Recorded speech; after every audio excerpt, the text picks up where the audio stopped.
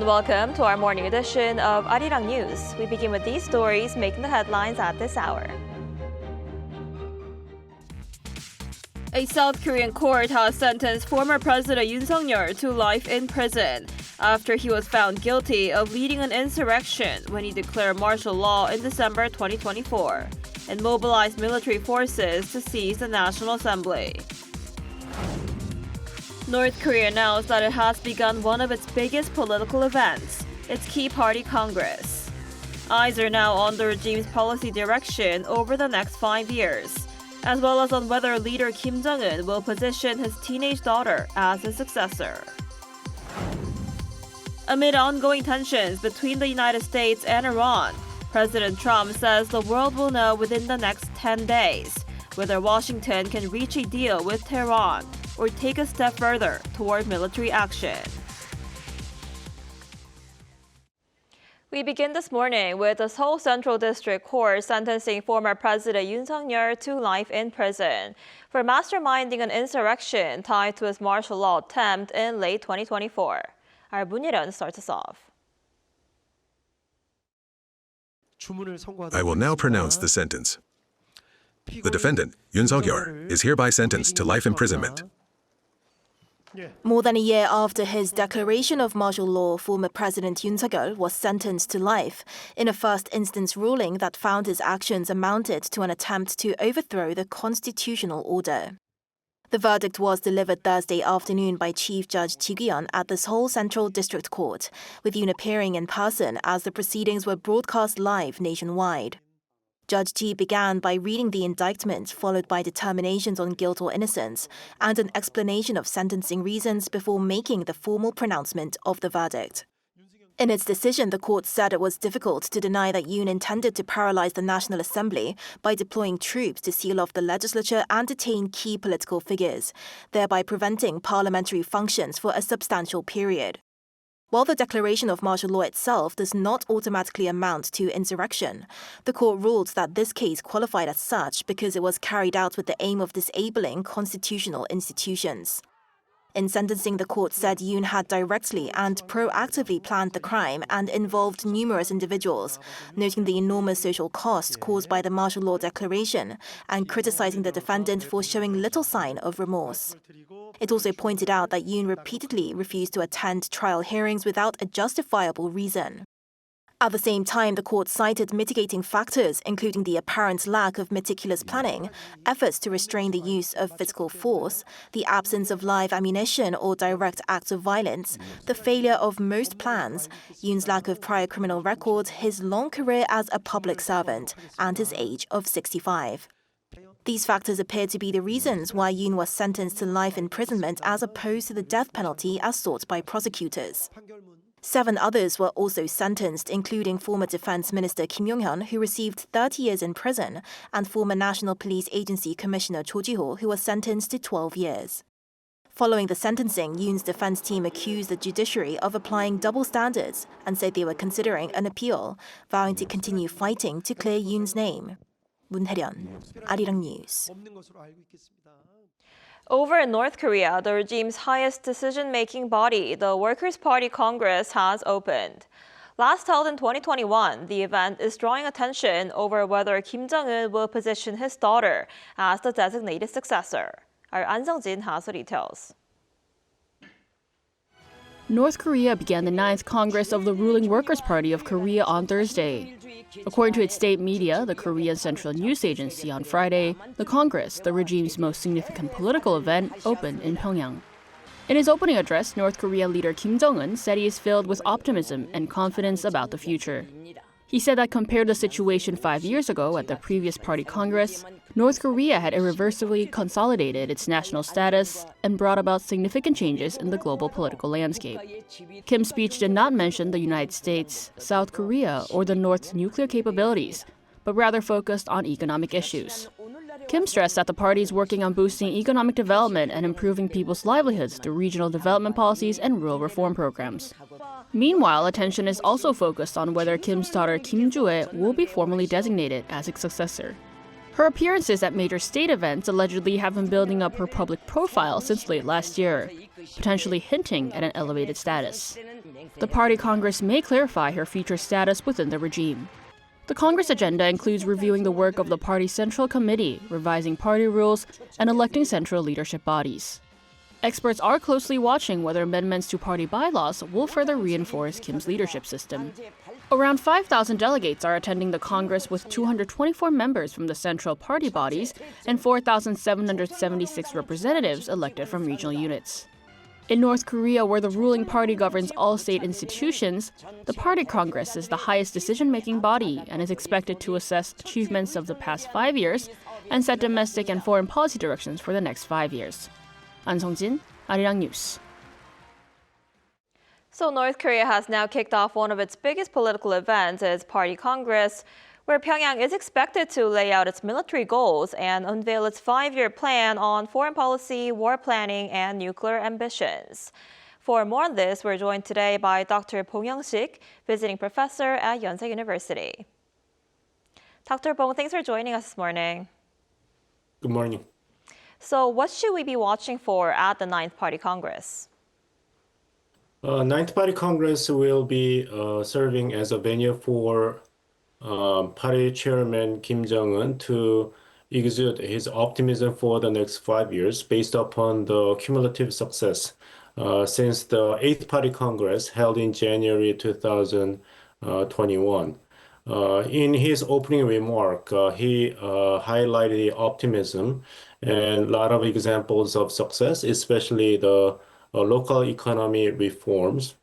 So he's going to tap on the cumulative success to persuade the party members, the military, and the general population that the next 5 years will be a very critical turning point for North Korea to consolidate its status as a global power with a strong military power and thriving economy.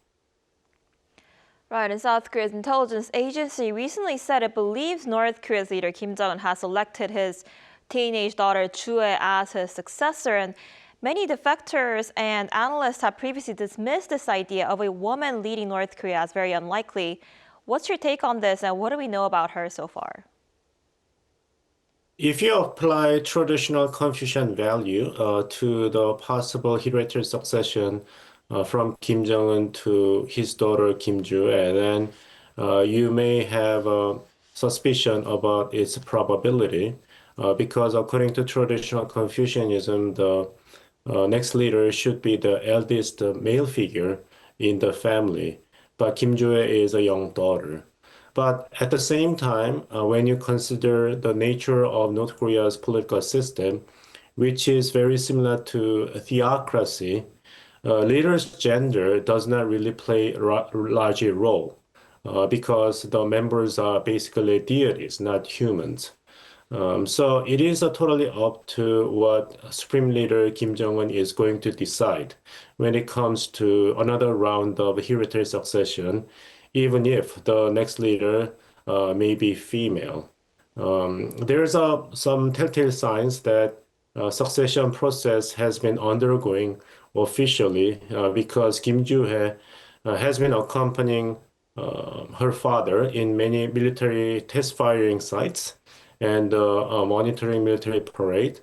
And she has been called as a new star, and the assumption of this title is very significant in North Korea Juche system because only supreme leaders will be referred to as the stars in the sky.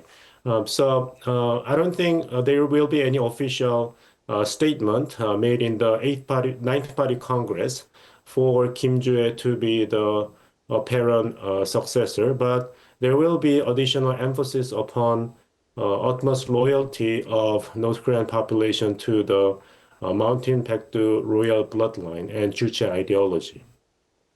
I see. And as for relations with South Korea, the administration has been trying to ease inter-Korean tensions by proposing to restore parts of the 2018 military pact, including no-fly zones. How might this affect inter-Korean relations? The announcement of the South Korea's intention to resumption of the September 2018 military agreement with North Korea has been met with a positive remark by Kim Yo-jong, who's in charge of inter-Korean affairs and North Korea's propaganda, the powerful sister of the Supreme Leader Kim Jong-un. But I believe that that's about it for North Korea to positively reciprocate this olive branch provided by the Lee Jae-myung government of South Korea. Because it is a big concession on the part of South Korea, which does not require North Korean leadership to reciprocate. Just a simple lip service will be easy decision for the Kim Jong-un government to maintain the basic line of communication without making any commitment to resumption of inter-Korean dialogue or economic cooperation. North Korea is mainly interested in resuming the big deal and the communication with Trump administration of the United States. So South Korean government is not just a major player for North Korean leadership.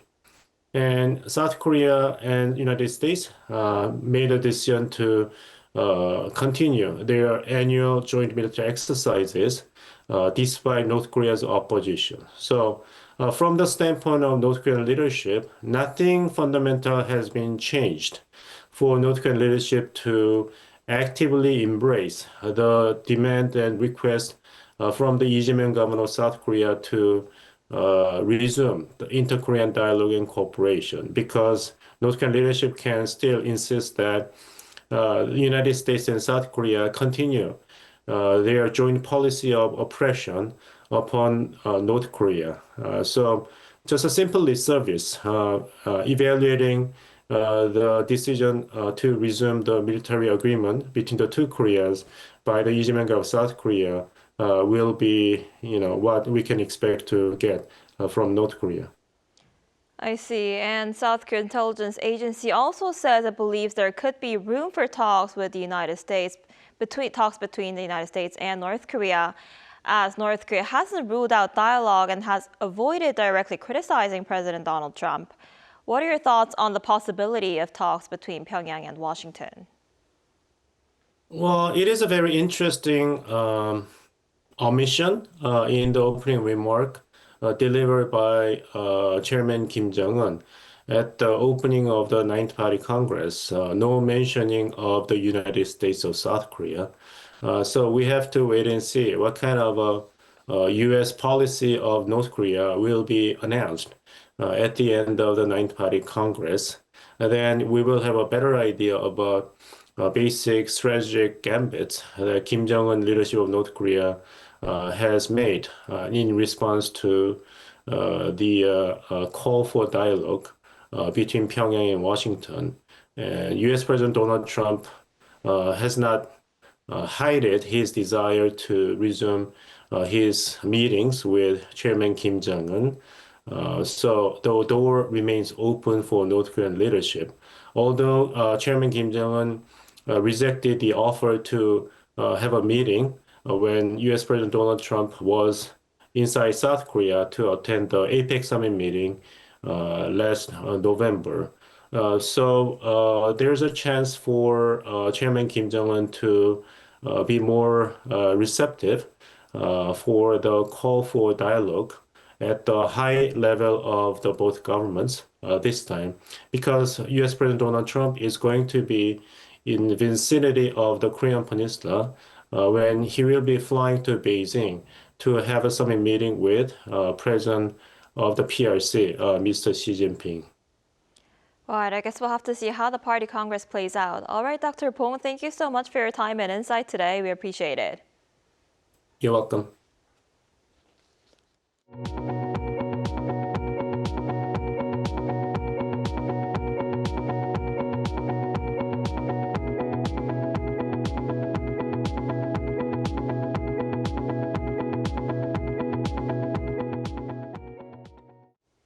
U.S. President Donald Trump hinted he would decide within the next 10 days whether to take action against Iran beyond ongoing peace talks, pressuring Tehran to reach a nuclear deal to avoid military action. As negotiations continue, Israel is also warning of severe consequences if Tehran launches any attack. Our Lee Seung-jae has more. U.S. President Donald Trump says the world will know within the next 10 days whether Washington reaches a deal with Iran or moves toward military action. Speaking at the inaugural meeting of his Board of Peace in Washington on Thursday, Trump said negotiations over Iran's nuclear program are ongoing, but warned that the United States may have to take it a step further if progress stalls.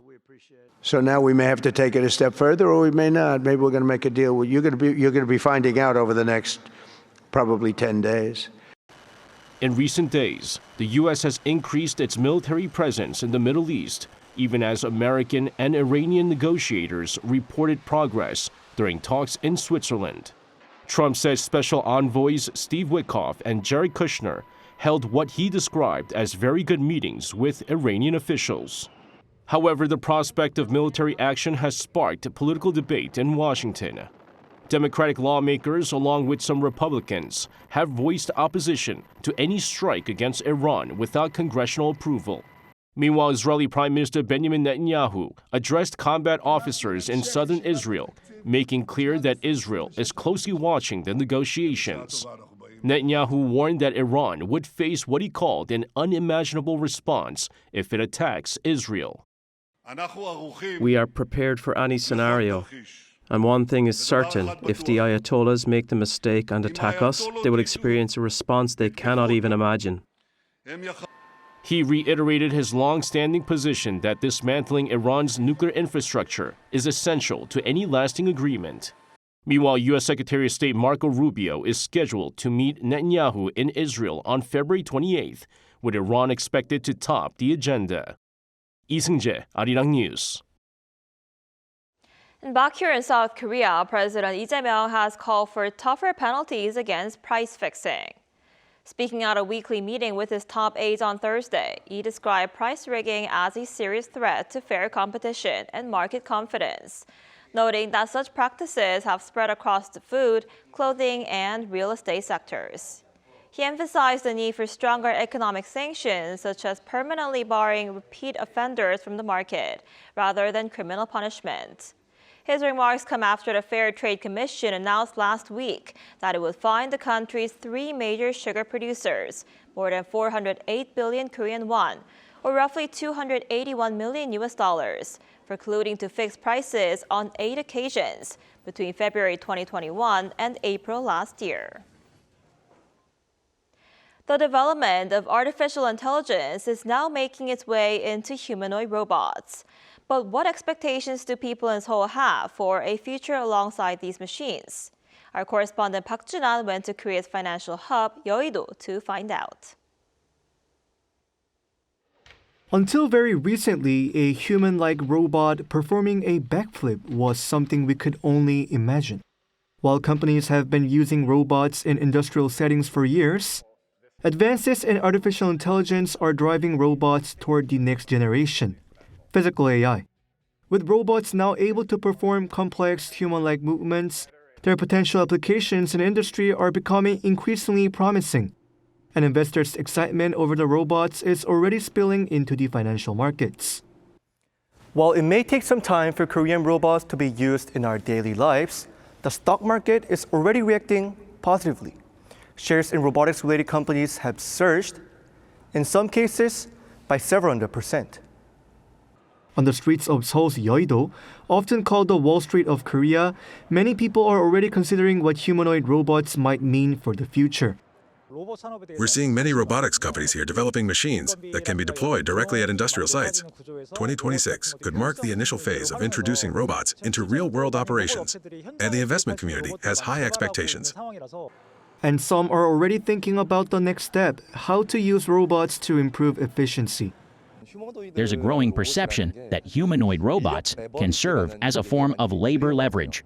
I think the more important question is how we can effectively integrate AI into our work processes and make the most of it. As new technologies emerge, the debate continues over whether humans will be replaced by robots or whether robots will ultimately enhance the efficiency of human labor. 박준환, Arirang News. South Korea's 2018 Olympic bobsleigh silver medalist Won Yun-jong has been elected to the International Olympic Committee's Athletes Commission, becoming just the third South Korean and the country's first Winter Olympian to join the body. The IOC announced the voting results on Thursday, with Won finishing first among 11 candidates. He received 1,176 votes from 2,393 athletes who cast ballots. Commission members serve 8-year terms and hold the same rights and responsibilities as other IOC members. Won piloted South Korea to silver in the 4-man bobsleigh at the Pyeongchang Winter Games. He follows 2004 Olympic champions Moon Dae-sung and Yoo Seung-min as the only South Koreans elected to the commission.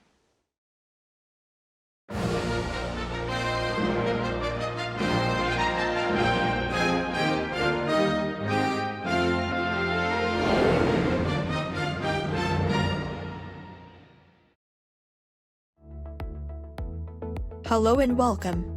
I am your AI sports correspondent, Arirang. This section features AI-generated content and scripts, bringing you the latest news from the Olympic Winter Games Milano-Cortina 2026. Here are our top stories. South Korea's women's curling team fell short of the Olympic semifinals following a 10-7 defeat against Canada on Friday. Despite 3 points in the third end and 2 points in the ninth, the squad could not overcome Canada's 4-point haul in the sixth end. This result left South Korea with a 5-4 record, placing the team fifth in the overall round-robin standings. The team missed the semi-finals after the United States defeated Switzerland in an extra end to secure the final playoff position. South Korean figure skaters Lee Hae-in and Shin Jia recorded their highest scores of the season during the women's single free skate on Friday at the Milano Ice Skating Arena. Lee Hae-in earned a total of 210.56 points, surpassing her previous seasonal high by around 8 points. Shin Jia posted a personal best free skate score of 141.02 points, resulting in a combined total of 206.68 points. Despite a fall during a triple loop, Shin successfully concluded her debut Olympic performance and said she is now focused on the 2030 Winter Games. South Korean skiers Kim Da-eun and Lee So-young have failed to advance to the freestyle ski women's halfpipe final. Kim finished 20th out of 21 competitors on Friday morning Korean time with a top score of 41.50 points, while Lee So-young, making her Olympic debut, placed 21st with 29.25 points. Both athletes missed the 12th ski cut-off required for the medal round. Zoe Atkin of Great Britain led the qualification field with a score of 91.5 points. The Milano-Cortina Winter Olympics will conclude this Sunday in Verona with a ceremony designed to highlight environmental conservation and animal protection. The production at the Verona Arena features a water drop stage to symbolize climate change awareness and replaces fireworks with a light show to avoid disturbing local wildlife. During the event, Italy will officially hand over the Olympic flag to France, the host of the 2030 Games. This sustainable finale concludes the Winter Games. The ancient Roman amphitheater will also host the Paralympic opening ceremony in March. Before we head out, let's look ahead. Appearing now on your screen are the current medal standings and the upcoming schedule for the Olympic Winter Games Milano-Cortina 2026.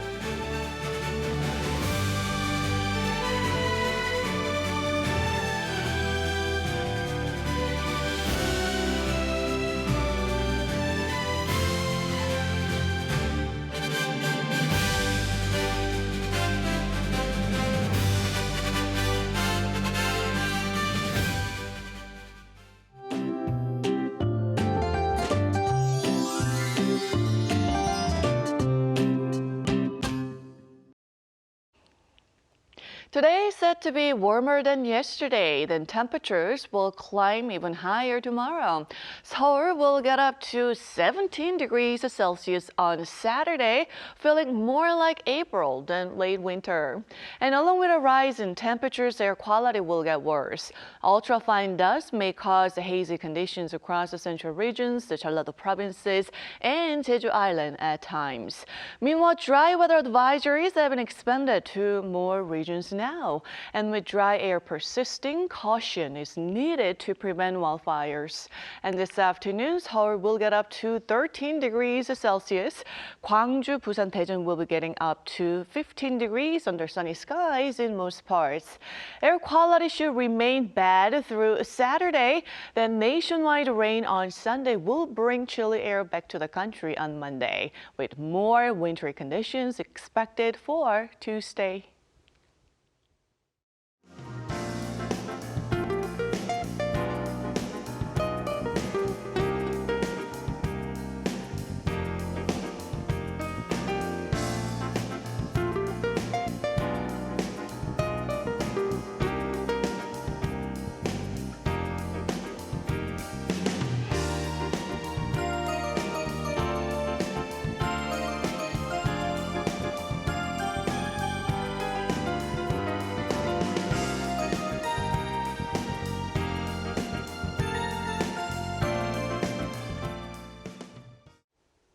That's all we have for this morning. Arirang News will be back at noon Korea time. Thanks for watching.